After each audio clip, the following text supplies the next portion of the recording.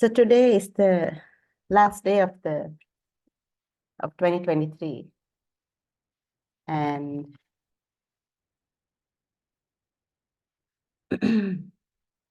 I think it's a good moment to reflect, because there was this nice message that was posted in our group that said that the year is over, but samsara still continues. It gives a good reminder that we probably invested a lot in many things this year, but did we invest sufficiently in things that will help us to reduce the stay in samsara, or at least help us to eliminate it altogether? So therefore, I thought what will be most suited in such a context would be to talk about what the Buddha discovered in a nutshell. Having preached the Dhamma for 45 years and having very erudite monks in his following who preach the Dhamma equally well, we are at no loss of the Dhamma. And all of the teachings, those lovely teachings, can be found in what we call the Tripitaka, which has the Dhamma, the Vinaya, which is the rules, the discipline, and the Abhidhamma in it. And the Dhamma component has all the teachings, which was during the time of the Buddha. Nobody documented it or anything. And after the passing away of the Buddha, there was no documentation at that time. So it was more of a verbal, memory-related library. A library kept in memory through verbal recitation, right? That eventually transferred into written content, which nowadays all of it is available on a small device, right? And it's available on the internet for free. So all that massive content was preached for various reasons. The predominant reason was to help us to understand the reality and get some peace and happiness through that. But there were also other social reforms that the Buddha engineered at the time for the benefit of the masses. So it goes into many, many sides of how to live a good life, which is pleasant and pleasing to you, and pleasant and pleasing to others, and certainly pleasant and pleasing to the planet. And therefore, it's a good library of valuable teachings. And 2,600 years later, people like us can get confused, because we come across this really valuable Dhamma. I would say if you're looking for it, you can get bombarded by it, especially in a amazing country like ours, where we have radio and TV channels dedicated to share this Dhamma 24/7. And there are really amazing erudite monks who explain things in a very simple way, and we are so blessed. So in a day where we are ending a year, and where we probably invested a little bit in ending the samsara, but probably looking back, I believe it will be fair to say that maybe we didn't do the little that we could have done in a systematic and consistent way. So my intention today is to inspire you to create a habit, a daily habit of investigation. The truth in itself is not hard to understand. What is required is for you to experience this truth in your body and your mind, so that you get a first-hand experience of it. That is all that is required. And this entire path is for that purpose. This entire path is for that purpose. So, and when I refer to the path, I'm referring to the Noble Eightfold Path, which is bucketed under 3 areas of Sila, Samadhi, Prajna. Sila is the whole discipline, the discipline of your mind, words, and action. That is the starting point. Without that discipline, and I think it's important to talk about this because today is a day, and particularly a night, that people lose that discipline of the mind. So you need to decide what you want to do tonight and how you want to do it. And then for sure, go ahead and do whatever, because it is a free world and this is one religion that has no rules or boundaries, only recommendations. And discipline is the number one thing, where you pre-decide what you want to do. Because in a moment, as humans, unenlightened beings, we get carried away with the emotions and it becomes very difficult to decide in a moment. So these things are best decided before. How far will you go and how much of your mind are you willing to sacrifice in terms of present moment awareness and really knowing what's going on. And that is fine. That is always fine, as long as you know what's going on. And you are responsible for your words and your actions. So what did the Buddha talk about? What did the Buddha discover, rather? So interestingly, the Buddha discovered through meditation that this body is made of tiny particles. And these particles are too small to be seen by the naked eye. And these particles change very fast, and that speed is too fast to be grasped by our brain. And therefore, the Buddha realized that what the eye sees is far from the truth. It is not the truth, but a perception. And he used these beautiful metaphors to explain it. So one metaphor is the twirling of a what do you call guinea peleli. In a perahera or a procession, there are people who are skilled at turning a ball of fire in a very fast, rapid way that it creates a circle of fire. Now, we know through our intellect that it is one ball of fire or 2 balls, if they have taken a stick and tied flammable material on 2 sides, it will be two balls of fire, or you can do it with 1 ball of fire also. And if you twirl it fast enough means faster than the shutter speed of a normal human eye. Then to the human eye, it looks like it's a ring of fire. It's quite a simple explanation behind it. And any adult, when seeing a ring of fire, would know that it's a ring of fire. But for a little child who is not aware of this construct, it looks like a real thing. It looks like something that exists, that is real, that can be taken away. So it is not uncommon for a little child observing this to tell the father or the mother or whoever, I want one of those, buy me one of those.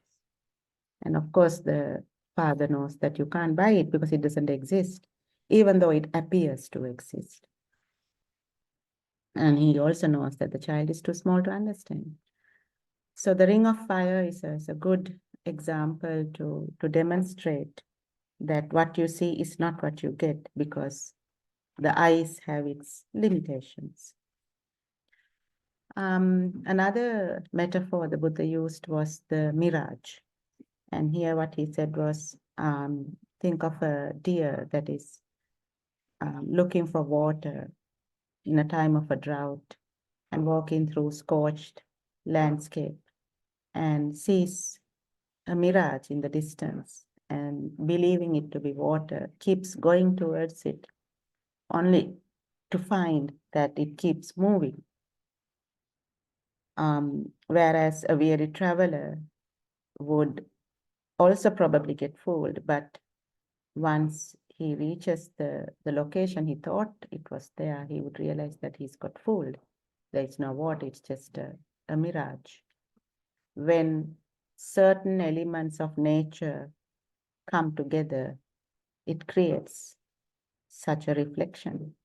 And when those elements are not there anymore, it disappears. It ceases to exist. Similarly, we are formed due to certain things in nature coming together for a reason. And once that reason ceases to exist, we cease to exist. This was an amazing discovery by the Buddha. So 2,600 years ago, if you take humanity as 10,000 years old, nobody in humanity had made this discovery. And to date also nobody else has, because other than the Arahants, we don't see this scientifically presented, where a scientist comes forward and says like, you know what, the Buddha is right, and here's the scientific reason for me to say so.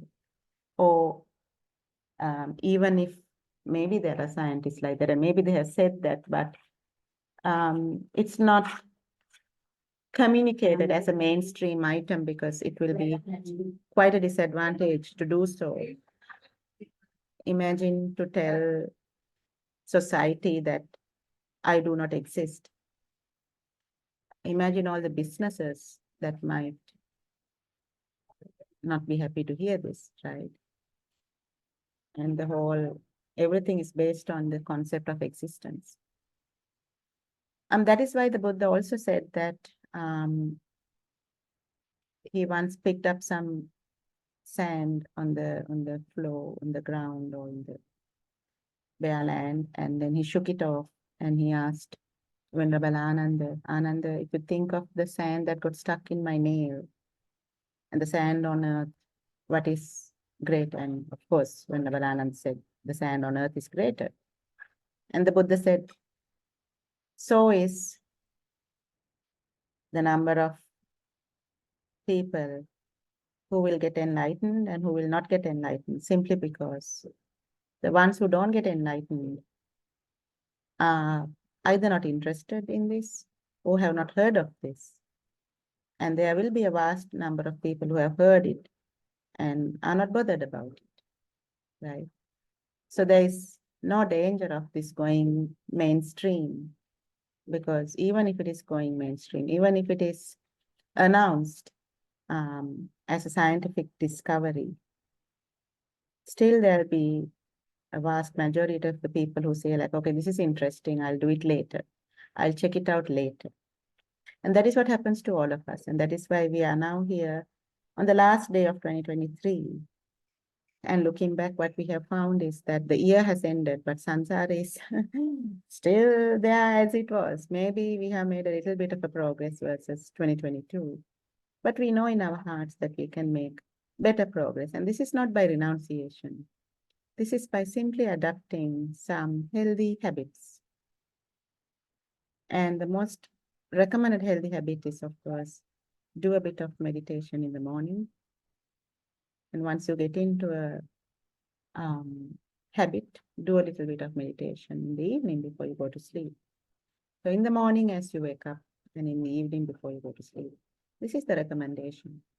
And Venerable Homagama Konanya Thero, who is not anymore, was my first teacher. And what he recommended was, I was 15 when I first heard this from him. He said, look, if you have never done this before, even 5 minutes is better than no minutes.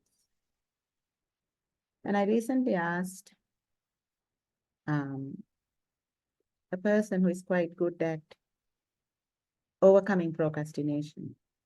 I asked, what do you do when you want to do something like meditating or going for a walk because it's physically good for you? Meditation is good for your mind. going for a walk is good for your body.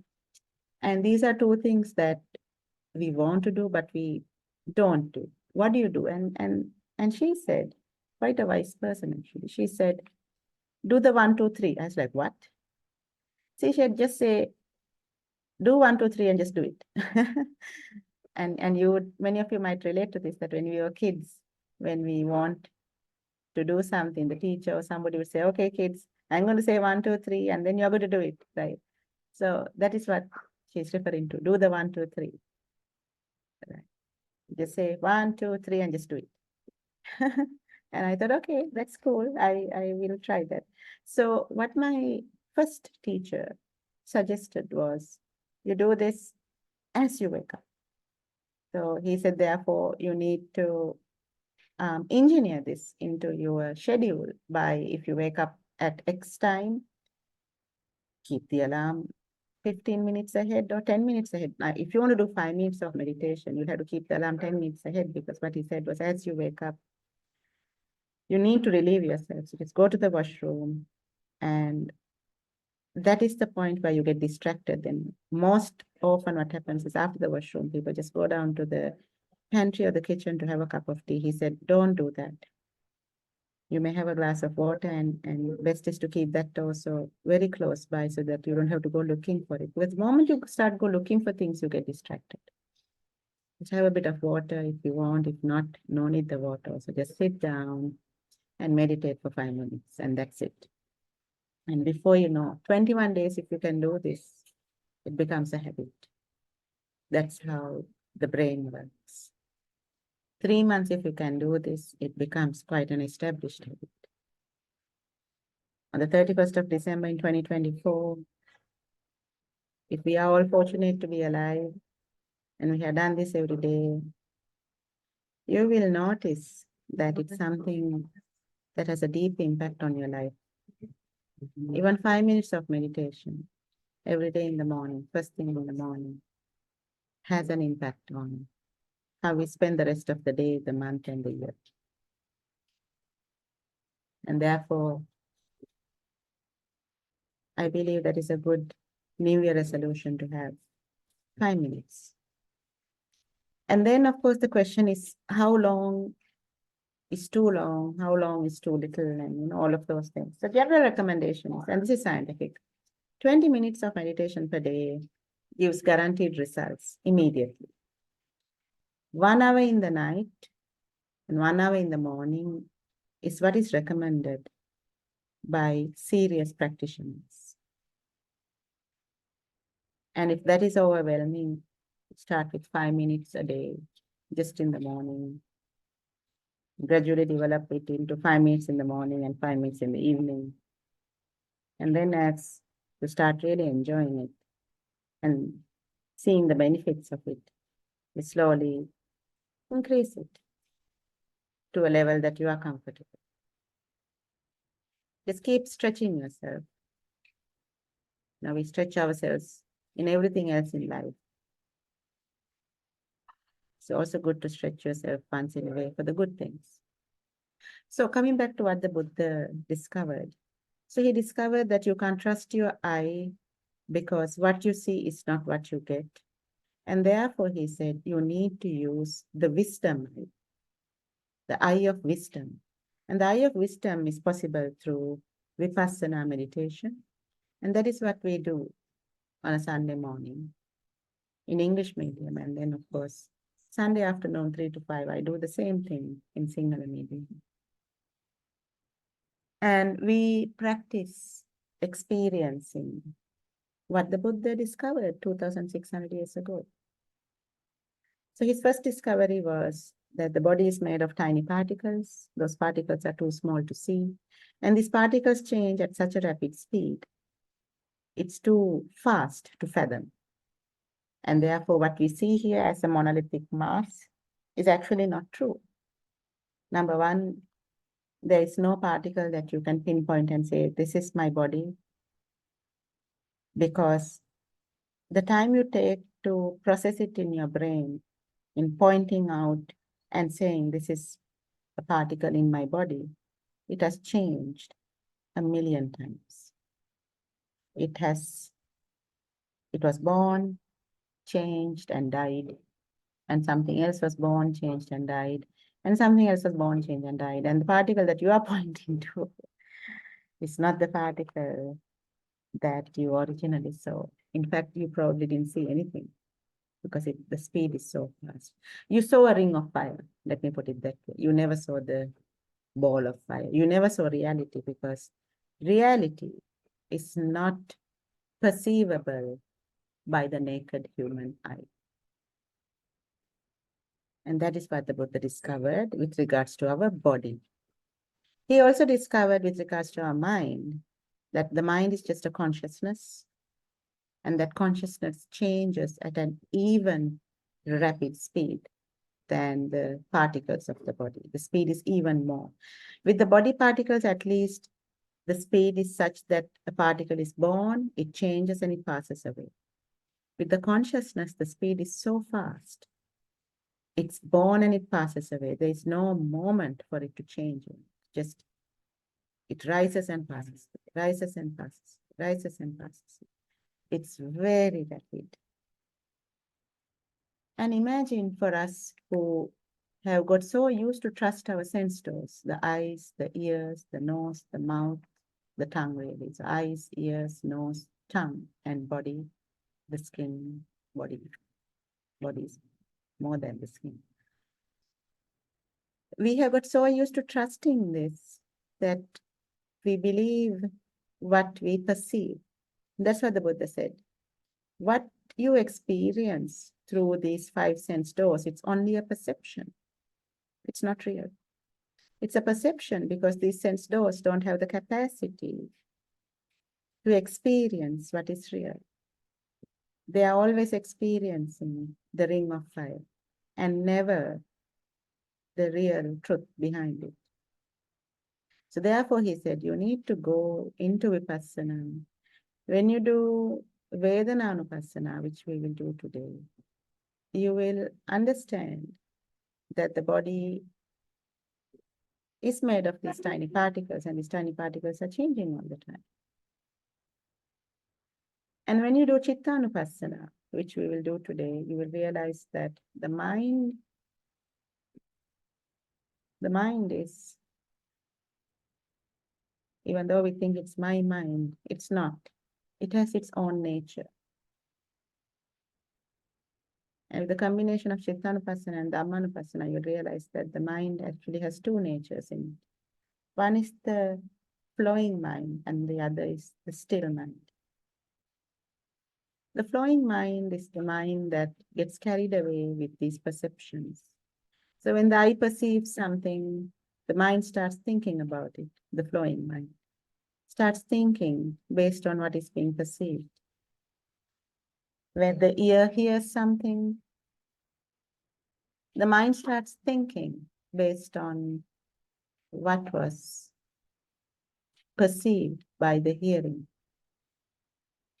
When the nose and the tongue and the body sense something, a smell, a taste, or a touch, the mind starts thinking based on what was perceived by the smell, the taste, and the touch experience. And this is the flowing mind. This is what we do from the time we are awake until we go to sleep. We are in a flow. We are in a flow.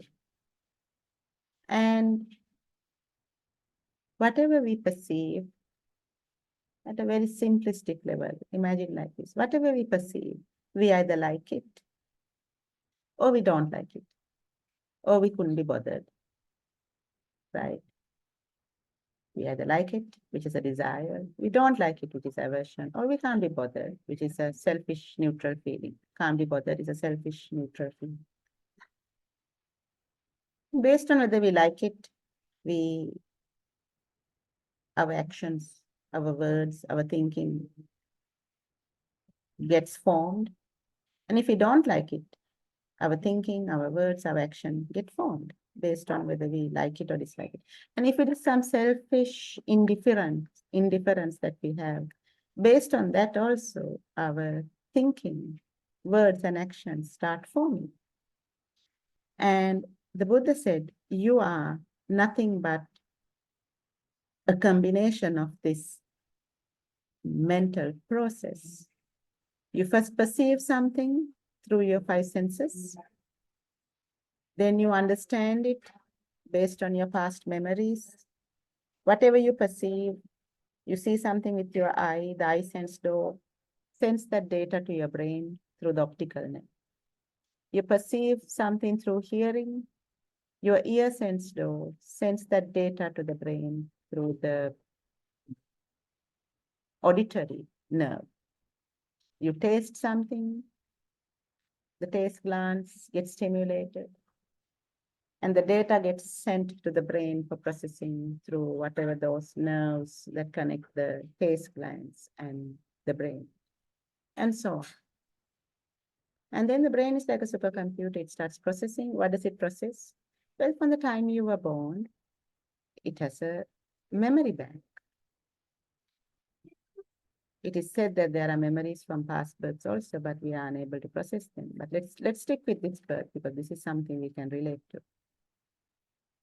So there is a memory bank from the time you were born until now. There are things that have got carved in your memory. And those memories, you have given labels based on your preferences, that these are things I like and these are things I don't like. And that is why if you take ice cream, some people like vanilla, some people like chocolate, and some people like strawberry. And very rarely you find people who don't care for ice cream as well, because it's all based on personal preferences. Because if there was no such thing, then it's so easy to live in this world, right? Everybody, all human species just like the same kind of things. And then there's really no marketing required. There's no industry to create because everybody just wants one thing, right? But here, individual preferences come to play. And humans are curious beings. We keep experimenting, keep trying new things because we get bored very easily by what we know. And new preferences can come into being, but broadly, 70 to 80% you operate on your old preferences. Preferences that you came to conclusions around the age of 15 years of your life. You have concluded 70% of everything that you like and dislike and you are neutral towards in this life.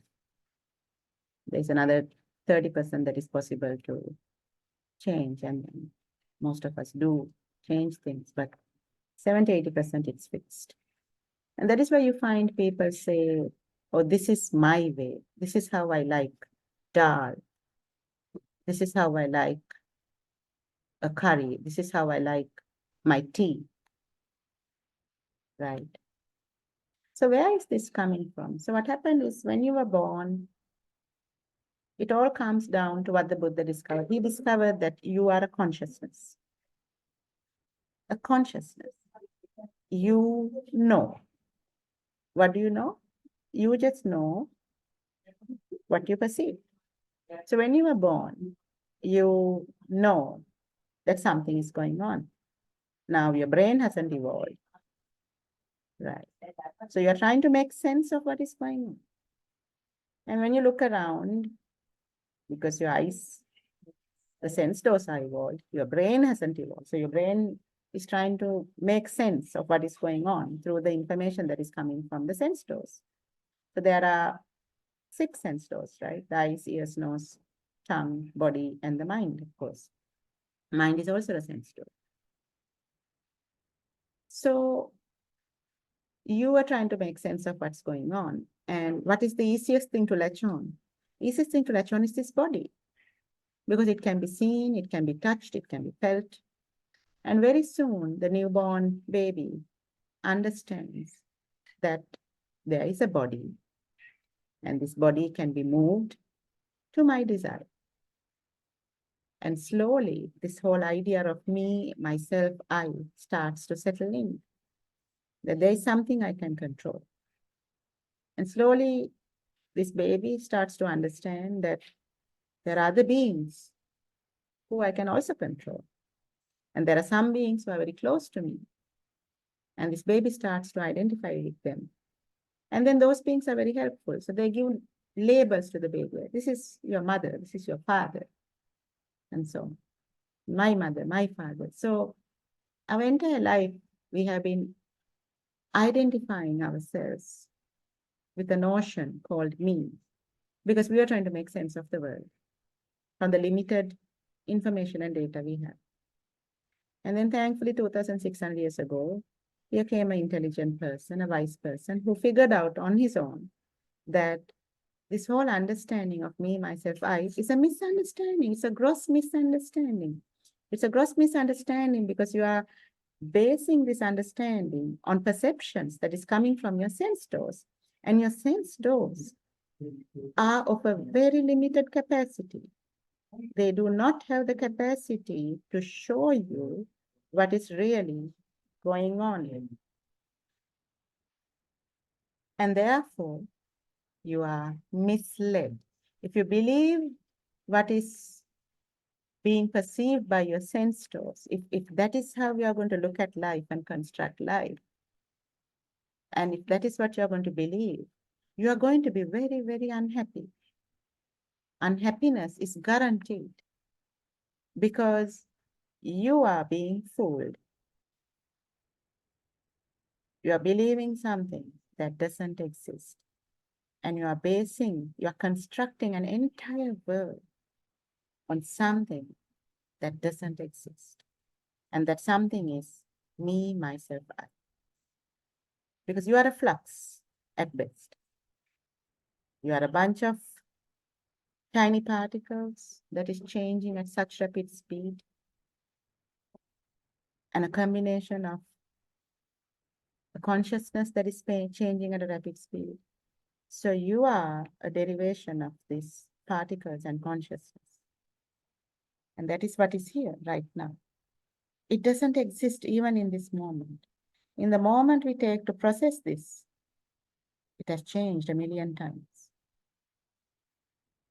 And therefore, technically, there is no such thing as the present moment because we can't process it.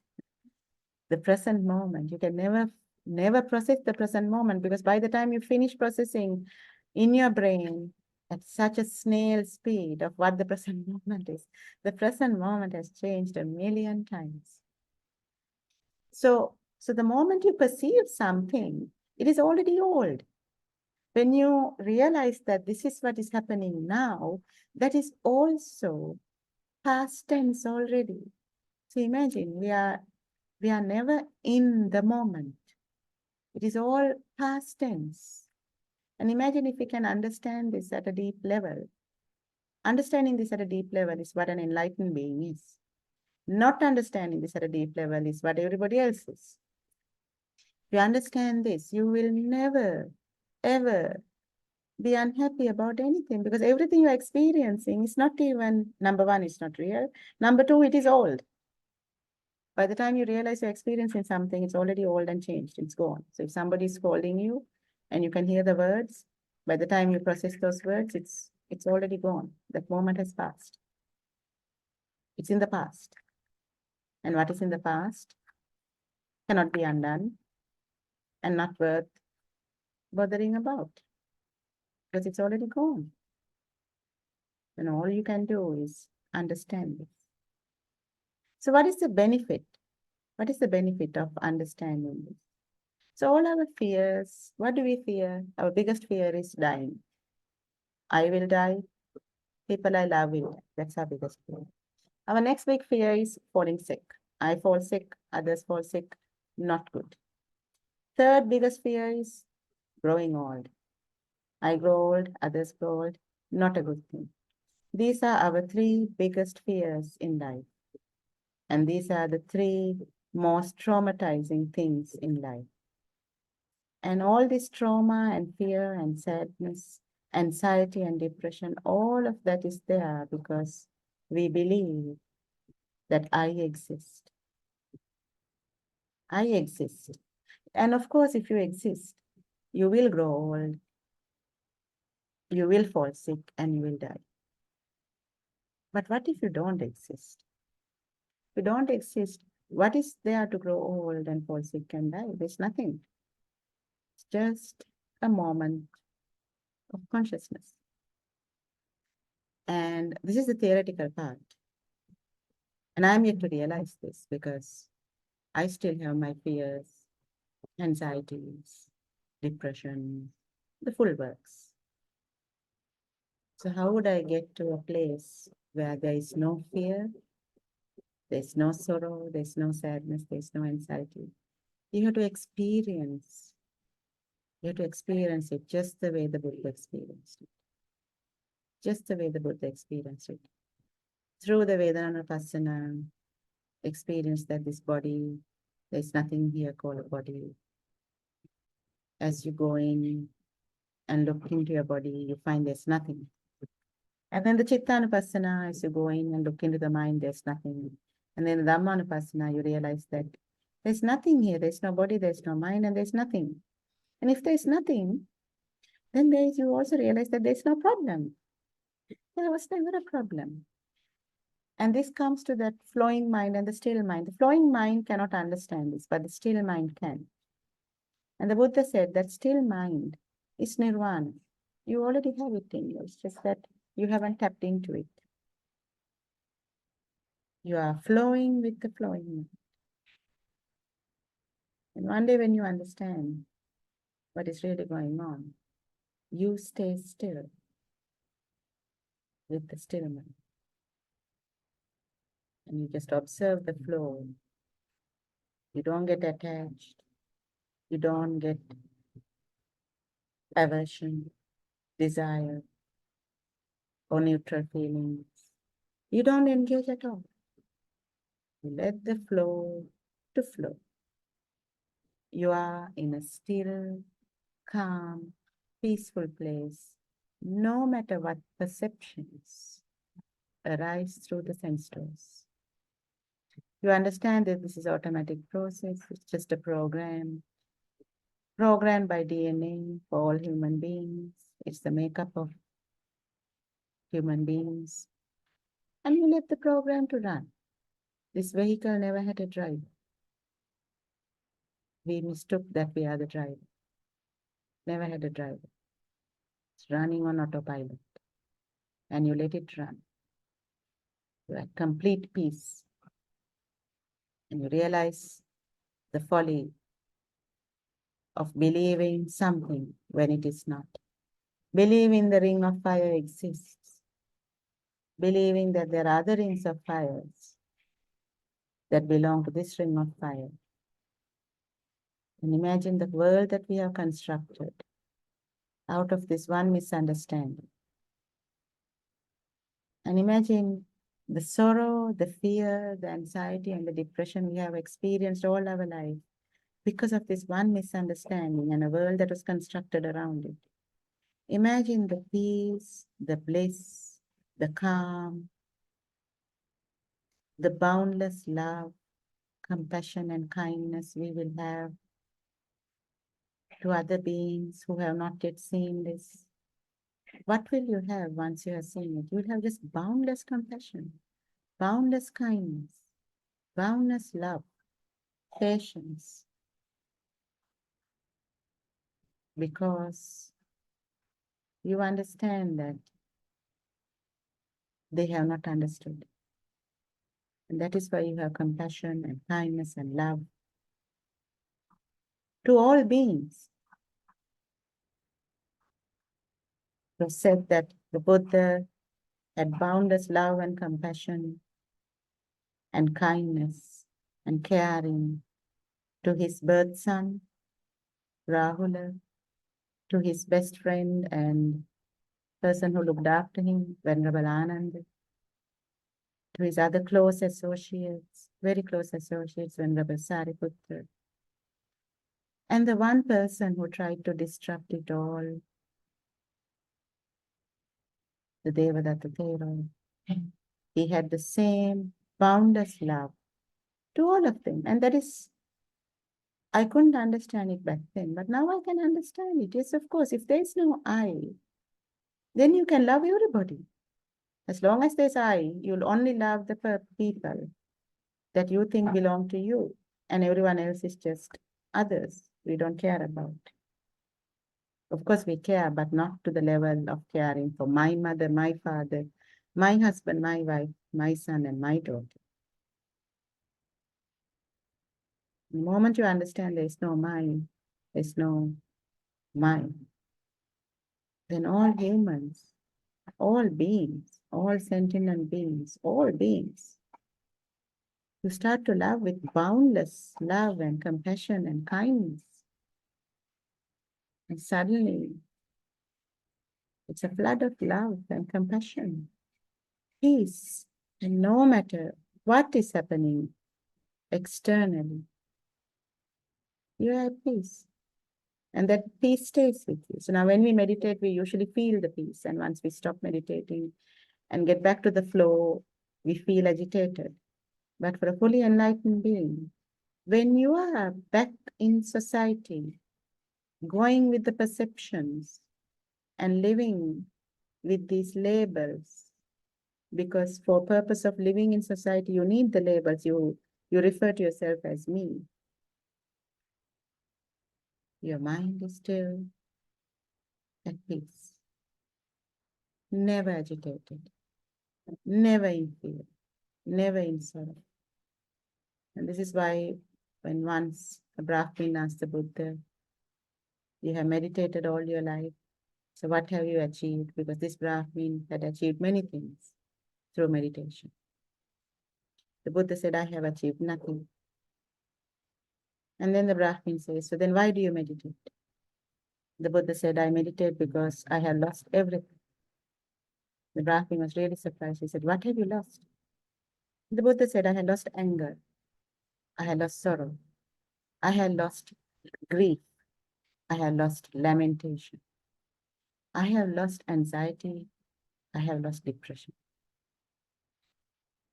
I have lost everything because of meditation, and that is why I meditate. And I have gained nothing. And that is what we are going to do. We are going to meditate to gain nothing. Because if we meditate to gain something, that is not going to work. Meditation is to gain nothing. Just be, just follow the instructions. And whatever happens, let it happen. If it doesn't happen, it doesn't happen. And it doesn't matter. Just put in your flying hours like a pilot. And in some countries, I hear even when you get your driver's license, you need the driving hours. So put in your meditation hours. And you will just notice that you are progressing. You are not looking for it. You are just putting in the hours. And the outcome will be whatever it is. All right, so let us start. We usually start with metta meditation, and then we'll move into Vedananupasana, and then we'll go into Chittanupassana. So we have an hour. Let us do this hour of meditation. It will be guided, so just follow the instructions. So sit comfortably. Now, if you can sit in those extraordinary postures, that is well and good. But if you can't, not to worry. Those extraordinary postures were the thing back then. It's not a thing right now because you are not used to it. Those postures have huge benefits. So yogic postures, they have huge benefits to the body and the mind. And if you can gradually get to those postures, it's all good. But today, it's all about sitting comfortably. What does sitting comfortably mean? It should be just right. It's like a guitar string.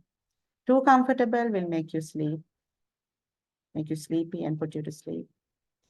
Too tense is not going to work. It should be just right. So how do you figure this out? What you can do is you sit in a posture that you think you are comfortable. Gently close your eyes. Now it is recommended that you keep your back straight. And if you're sitting on a chair, you keep your feet on the ground, not crossed. And now we are comfortable. Now we are trying to find that posture that is just right. And this is what you need to do. Take a deep breath, hold it for a second, and then gently exhale slowly. As you exhale, let your body just relax.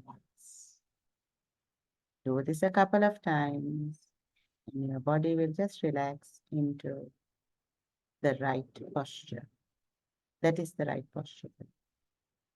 Okay, so let's do this again. First, it's good to make your posture a bit tense. So make your back really straight, shoulders really back. That's a bit of a tensed posture. This tense posture, now we are going to relax by taking 2 or 3 deep breaths in, hold it a little bit, and then gently exhale. And while you exhale, you relax your body. So let's do that now.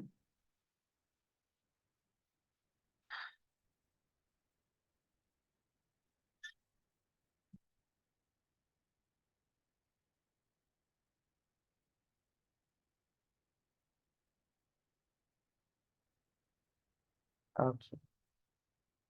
Now for the rest of this 1 hour that we are meditating, try to hold this posture without changing. Because in holding a posture, there is much to learn about this body and the mind.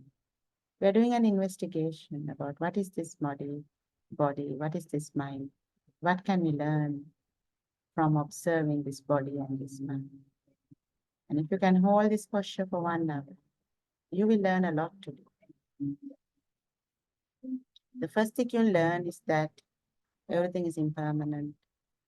Very soon you'll realize that this comfortable posture is not so comfortable. At the end of 1 hour, you might be in quite discomfort. You will understand that all of our life we have been seeking comfort and adjusting ourselves, not realizing that there's never such a thing called one comfortable posture. So everything is impermanent. And in trying to find permanent solutions, we are only going to get unhappy because nothing is permanent. So impermanence, unhappiness is part of life, and we fight it so much. How about embracing it? Just letting it be, because it's part of life. It's a built-in part. Everything is impermanent.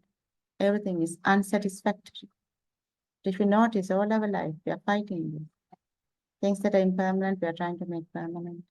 Things that are unsatisfactory, we are trying to make satisfactory. So have you been successful, friends? That's the question to us.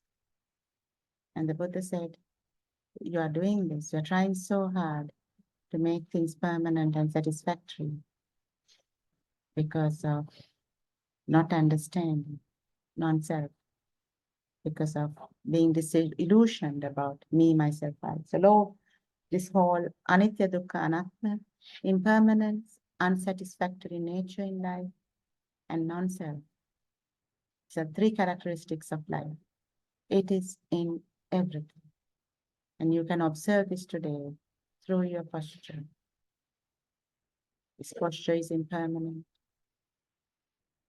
In having an expectation that it's comfortable and to stay comfortable, you will experience unsatisfactoriness of the mind and the body. And you will understand momentarily that this body is an automatic thing. It's running on its own program. All our life, we thought we are the driver. We are not. We were never the driver. From the birth to the death, it's running a program. A program that is run due to reasons that caused it to come into being in the first place.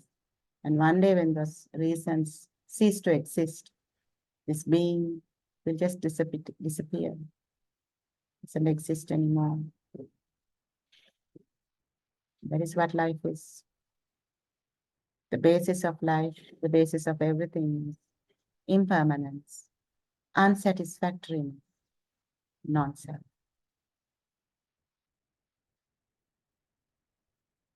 So this kind of understanding can overwhelm people, can make people feel unhappy. So let us start with loving kindness. In loving kindness, we go with the perceived body, my body,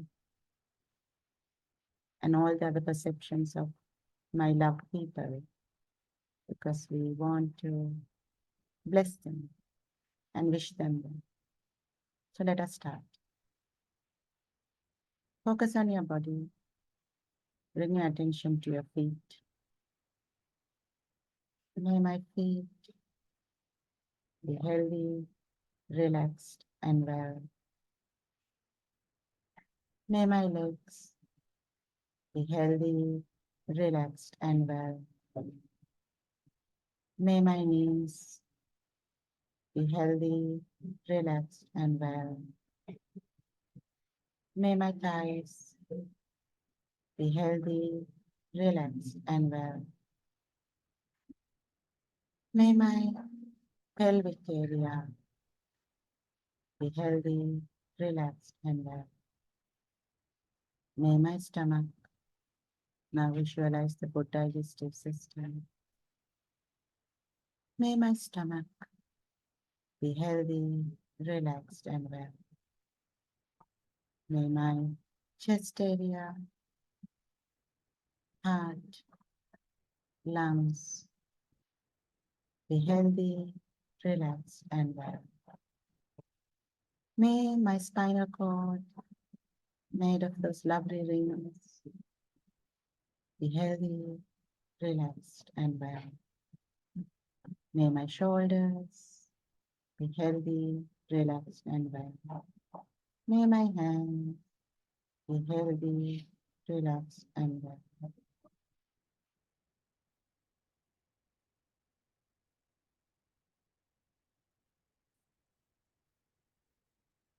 May my neck area,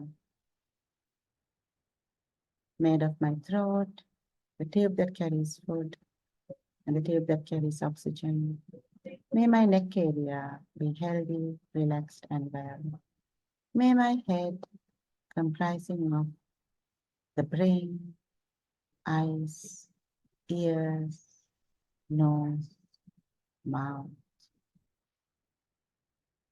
hair. May my head be healthy, relaxed, and well.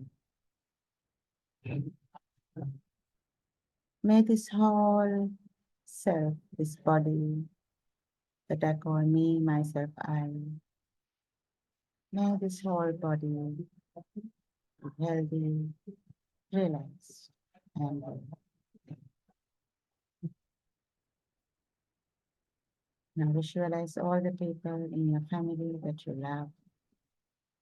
May my loving family be healthy, relaxed, and well.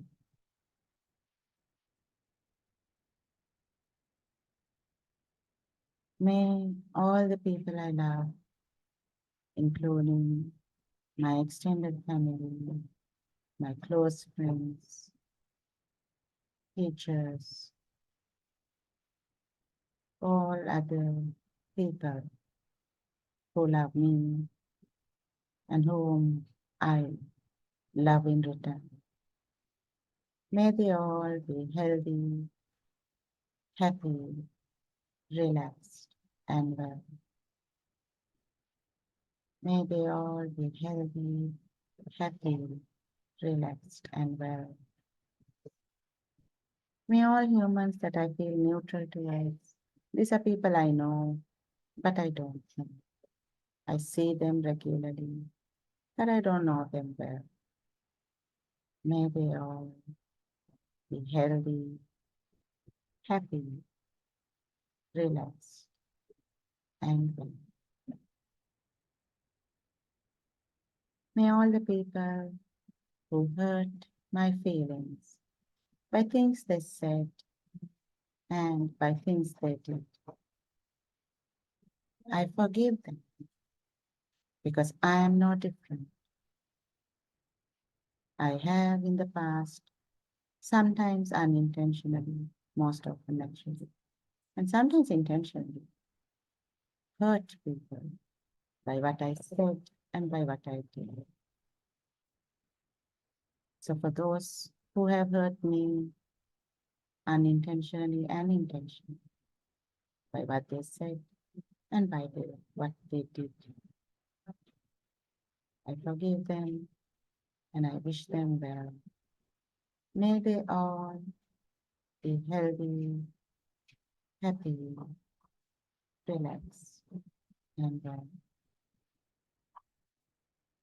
There are 7 billion humans on this planet. It's not easy living in today's society.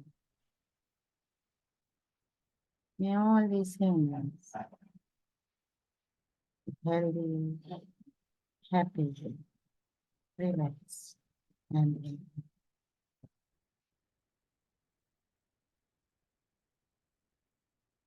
There are many beings on this planet. Many we have seen, and there are beings we have not seen. May all beings on this planet be healthy, happy, relaxed, and well. Be healthy, happy, relaxed, and well.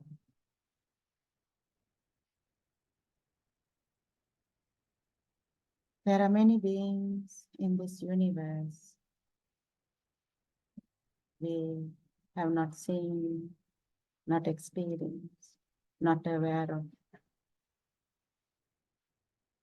All we can think is, understand is, if somebody was born into this universe, it's a hard, cruel, difficult life. So let us bless all beings, wherever they are, near or far, the end of this universe. May all beings be healthy, happy, relaxed, and well.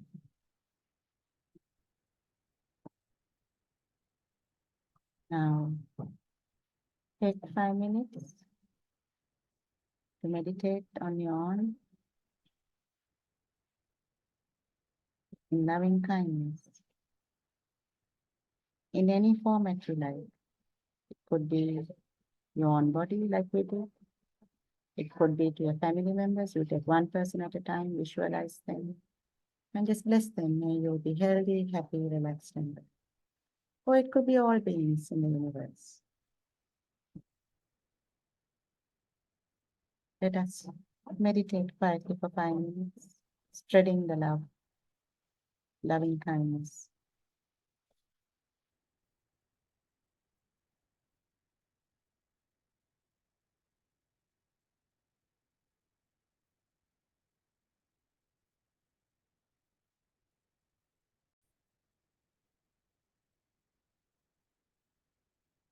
So we meditated for 5 minutes with loving kindness. Now let us move to Vedanānupassana. In the 4 Satara Satipatthana, which is Kāyanupassana, Vedanānupassana, Chittanupassana, and Dhammanupassana. Vedanānupassana helps you to understand that this whole concept of this body being made of tiny particles, and those particles are changing all the time. So this is how it goes. Imagine that this is not made of small particles, but this is one mass, which is just a solid thing that is not changing, right? If that is the case, then there can be no subtle sensations that is running across your body because nothing is changing. But if you just observe with your mind, you will notice that there are a lot of subtle sensations on this body. So there are 10-day meditation retreats that specialize on this. The Goenkaji retreat is the most famous for the Vedanānupassana technique. But you can also experience it in a more shortened way. If you focus on your sole of the foot, you may notice a tingling sensation in the sole of your foot, a bit of a numbing, tingling sensation. You next focus on the palms of your hand. You can actually open up your palm and keep it on your thighs, facing upwards, so that you experience this well. You may feel on the palm a light numb effect or a tingling effect.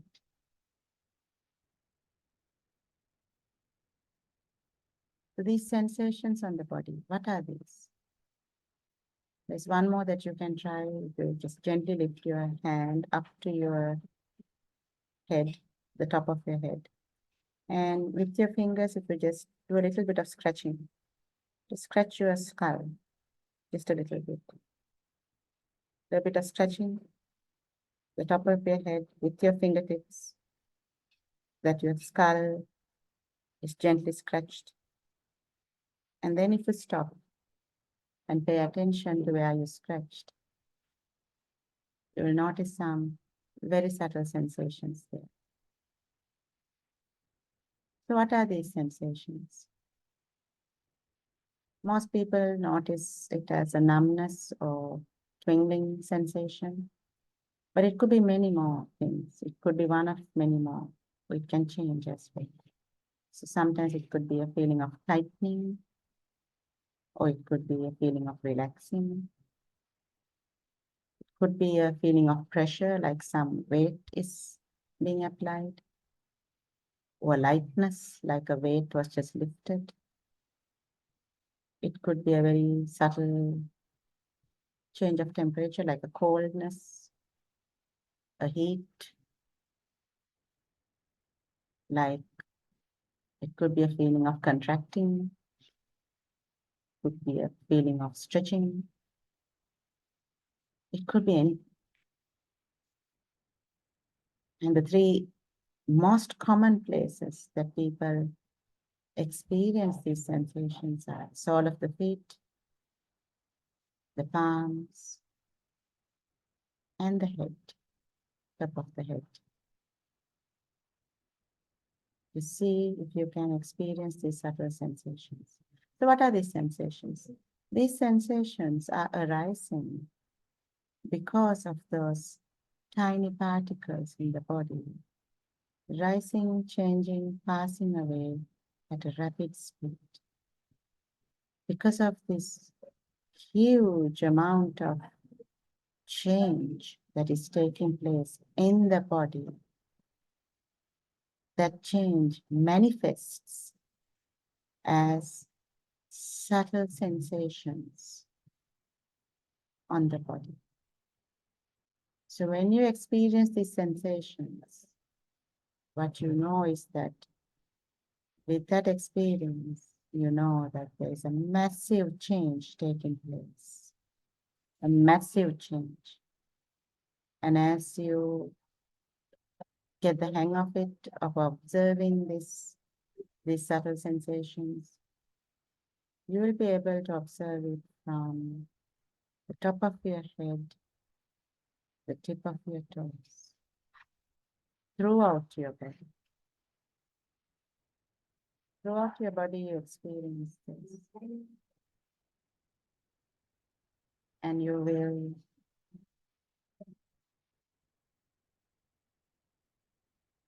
gradually experience a dissolving. First of all, you'll experience the entire body going numb,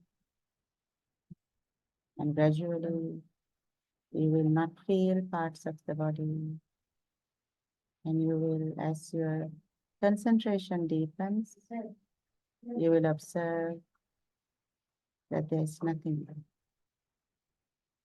Gradually, parts dissolve and disappear, and there's nothing. So this is a very simplified way of putting it across. So let us take 5 minutes and observe this, and I will pause the recording. There are many people who listen to this recording later, and for their benefit, I pause the recording so that there are no silent moments. So that ends the Vedanānupassana. Let us now do some guided practice on Chittanupassana. So Chittanupassana, simplistic way of doing it is to observe these perceptions. Now, when we are seated in meditation, we can take the eye sense door as closed because our eyes are closed. We can take the tongue sense door also as closed because right now there's nothing to experience through the tongue sense door. So approximately closed is the right thing. Similarly, the nose sense door, we can take it as approximately closed, assuming there's nothing special, like or dislike to experience through the nose sense door. So technically, that leaves us with the ears, the body, and the mind. Let us focus on the ears first. What can you hear? If you think of this process of hearing, your ear sense door is only a door. It's made of flesh. It has the nerve system connection. What you hear is only sound. At the ear sense door level, it is only a sound. This data is transmitted through the auditory nerve to the brain. And the brain processes this data into information and recognizes based on past memories. So the sound, whatever it is, based on past memories, the brain will be able to say, this is the sound of people talking.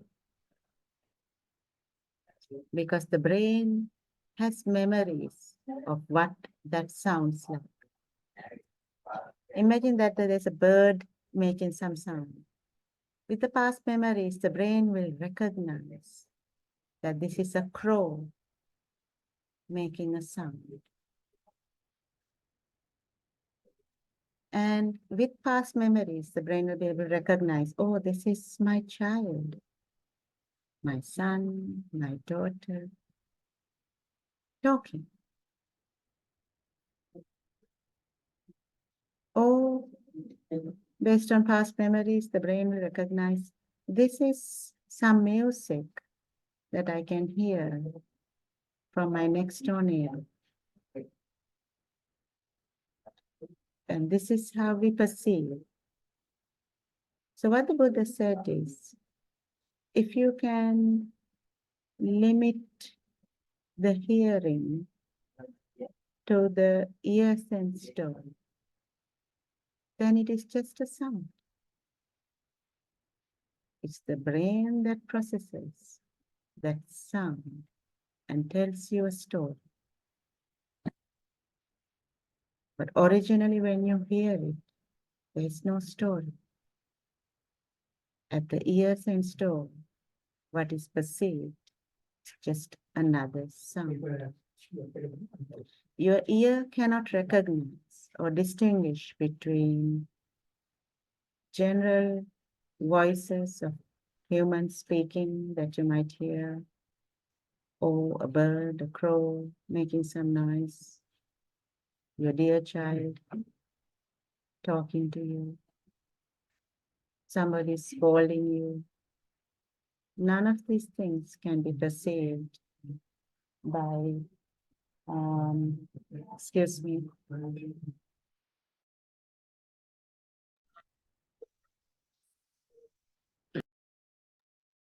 no matter what you hear, it is just a sound. So let us experience this now. We'll take 5 minutes and experience it. Focus on what you can hear and try to focus on the fact that it is just a sound.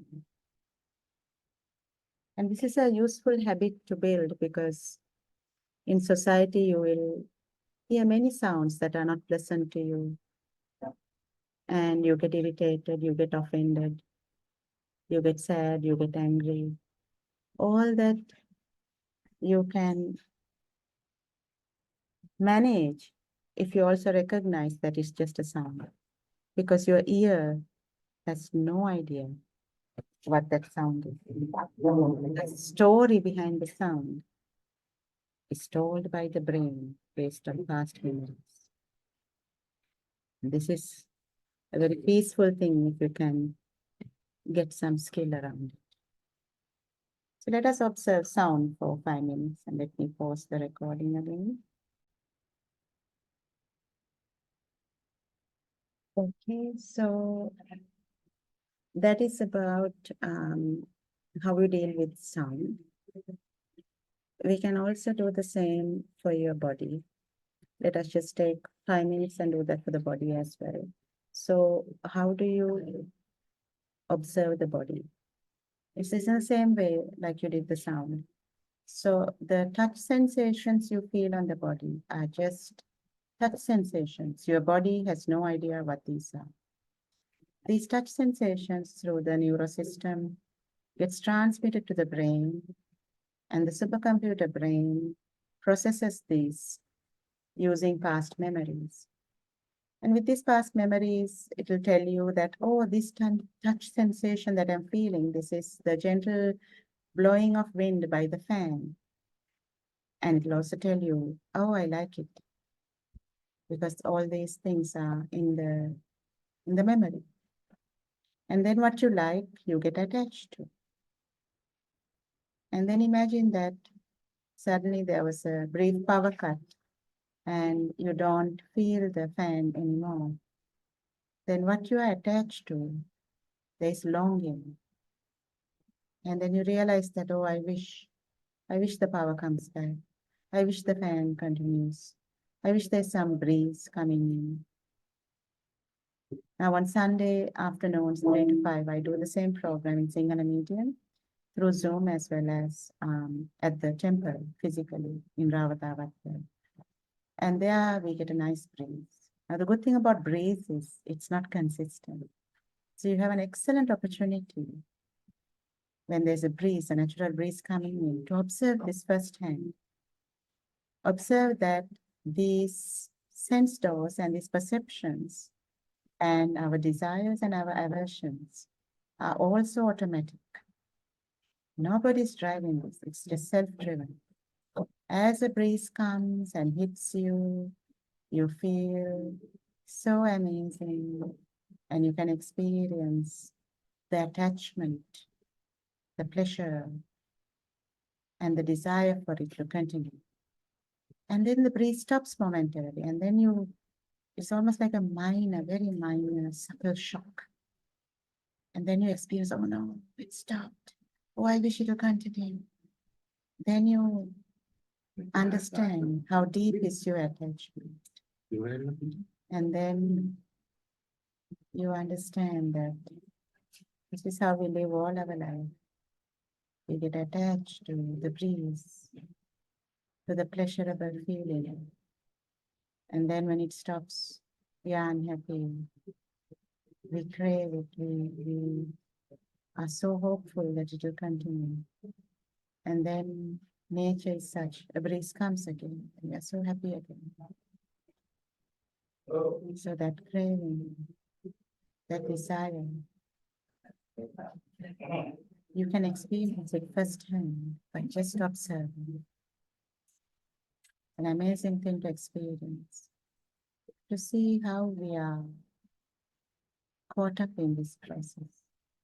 Let us observe the body for 5 minutes and just observe what the body is experiencing as touch sensations and how a liking will come or a dislike. What about the dislike? Now the body has been sitting for what? Nearly 2 hours. Now if you held that posture, it's then 45 minutes since we started the proper meditation. And if you held that posture, it's 45 minutes, but I'm just assuming that you're sitting anyway from 9 a.m. and it's nearly 2 hours. Now your body will be very uncomfortable. Some parts of the body might be close to agony, like, oh my God, this is enough suffering now. Change to something more pleasurable, more comfortable. This is an amazing opportunity to observe how we are a slave to this process, unknowingly. It's going with the flow. And you observe it with that still mind. You observe the flow with the still mind. That is what you were doing earlier also with the sound. When you observe it as this is just a sound, you do that from the stillness of the mind. When you get carried away with the flow, that is when you are in the flowing. When you are in the flowing mind, you are not aware of it, that you are in the flowing. When you are aware that you are getting carried away with the flow, that awareness comes from the stillness. And this is a very subtle distinction that you need to start getting used to. That when you are in the flow, you don't know it. And the moment you know it, in that moment, you are out of it. You are in the stillness, observing the flow. So let us observe the body in that manner. When you are in the flow, you are fully submerged with whatever the sensation you are feeling in the body. And when you are aware that you are feeling a sensation on the body, then you are with the stillness. This stillness is one day what you will recognize as a stillness that was always there in you, that you have now mastered how to stay there. Whereas all our life we practiced going with the flow unconsciously. So you need to understand and empathize that these are 30, 40, 50, 60, 70, 80-year-old habits, depending on your age. But all habits can be overridden with a new habit. And that is what we are trying to develop, a new habit of stillness. So let us observe, friends, and this time it's not just for 5 minutes, we have a good 10 minutes left. Let us observe for that whole 10 minutes, that stillness. And in that stillness, observe the body, but if your mind is going to sounds, then observe the sound. If your mind is going to those sensations, then observe the sensations. Just be aware through the stillness. Just be aware. That is all that you are, that I am. A still, conscious awareness. That is all that is there. That too is changing. All right, let us observe this for 10 minutes and keep in the time for 10 minutes and I will pause the recording